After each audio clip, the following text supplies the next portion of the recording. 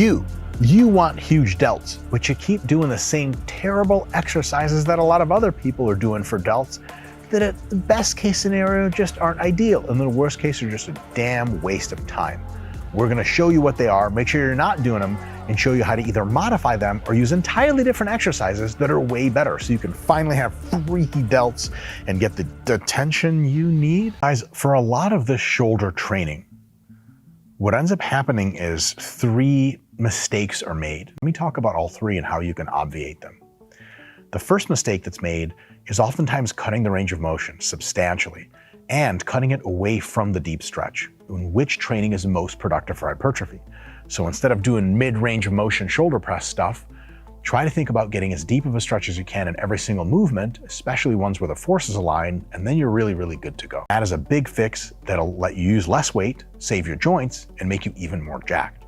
Another problem is a lot of folks will use movements and use them in some ways that involve other muscles and other motions that don't really have much to do with the shoulder without really any enhancement. The 1 arm at a time front raise that we're doing, yeah, sure, it involves the shoulders plenty, or the front delts really, but what ends up happening is you end up swinging your body around just to use more weight. If you just sat down or stood stationary and did 2 arms at the same time, you would use less momentum, use less weight, accumulate less fatigue, and get all of the benefits just the same.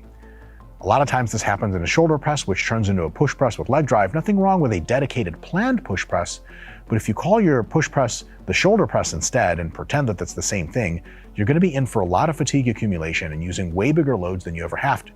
The other mistake that people tend to make in many cases of shoulder training is to mistake front delt training for shoulder training. Remember, the side delts get a lot of work from almost nothing that you do for upper body, while the rear delts get a ton of work through every single back movement that you do, and the front delts get amazing work for every single chest movement that you do that requires pressing of any kind.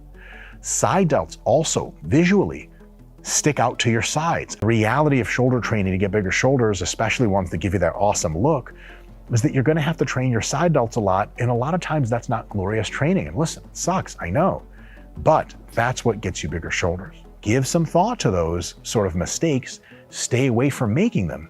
And I'll say one more, though this one is a bit more nuanced, a little bonus. Try to pick movements that are very difficult at that bottom end stretch range of motion. You can potentially even try some exercises in which you cross the body with laterals, but you have to do them with cables. That doesn't mean lateral raises with dumbbells are a bad thing.